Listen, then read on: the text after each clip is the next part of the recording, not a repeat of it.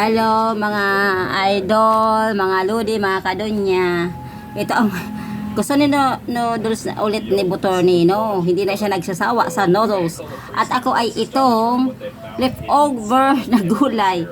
Gulay na, ano ba to? Binigay ito sa akin ng aking kapitbahay, ng aking border. So, yeah, ito. It smell good. Smell pa lang yamin. Smell good? Oy.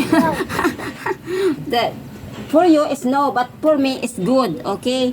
Hindi kasi kumakain si Butorno ng gulay, in fairness. Ito po, iinitin ko muna to, mga kabudi. Ha? Eat. Yeah, you want to try it? No. I make it hot, okay?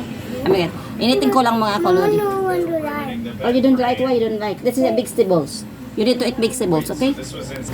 Tara, eat na tayo guys. Nainit ko na yung, ano pala ito? Akala ko gabi. Yung ano pala to yung, tawag ito? Kamuting kahoy pala siya. Kamuting kahoy. Kung alam nyo, kamuting kahoy. O, sabi ko, I told you hot. At ano siya, masarap kasi may konting kurot ng sili.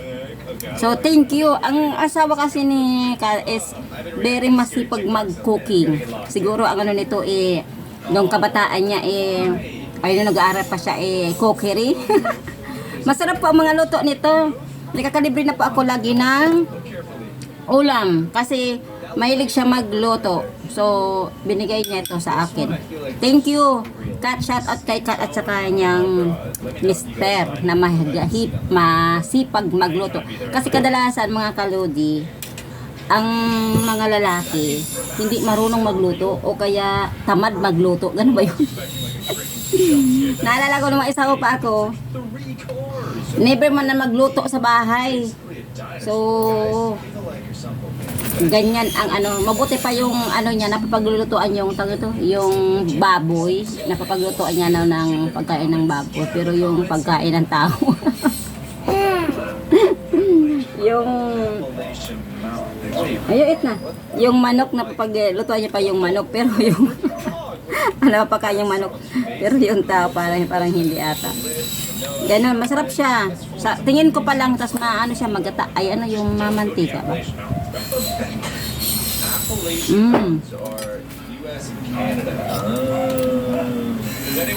Ako ang taga-British na asawa na. Ano ba pangalan ng asawa ni Kat? Hindi ko alam. Yung anak niya, Alex, itong lalaki, ano bang pangalan niya? Hindi ko alam. Basta yung asawa niya, ang hilig na magluto talaga. Pag nandyan siya, yung lalaki, lagi nagluluto. Shout out kay Kat at saka ngayon ko palang kinakain yung binigay mong ulam. Wala yung ano ko kasi hindi man mahilig sa gulay yung you eat na ha? You eat properly Come here dito. You sit here. Sit in there. Doon ka. No. I need to feed you. No need to feed. You can eat by yourself. Right? Yan, si Butornino. Ayun yung kumain mag-isa. You can eat na. You sit there. Sit properly. Sit. Ayos ng sit. Ayos ng sit.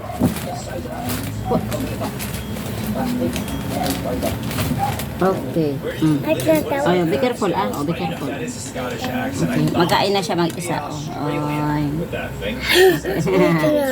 Okay, kakain na siya mag-isa si Butornino. Why you cannot? You need to use the sport. You need to learn. Okay, you're big na. Okay, be careful tapos ako dito. Tabi tayo. May sili pala siya. May parang masabi ko may kunting kirot. Ayun, may kunting kirot. Kunting kurot. Diyos niyo. I said baga, you're already big, so you need to eat na by yourself. Mommy, no need to feed. But you're tao. You don't know? But You're already... I'm not what?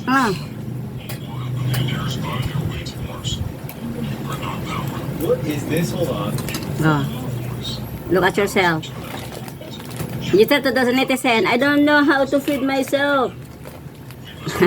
Actually, he knows already, but tinatamad lang. Sometimes I'll be on my computer and then hear like Tamadero ito, tamadero. just like a Ah, YouTube come on. video. Like open YouTube, open TikTok. Like these things might be At picky rin, mapili din sa pagkain. Hindi siya basta-basta mapakain mo lang kung ano gusto niya. Pero ako kakainin ko, ang sarap nitong gulay ni Catherine.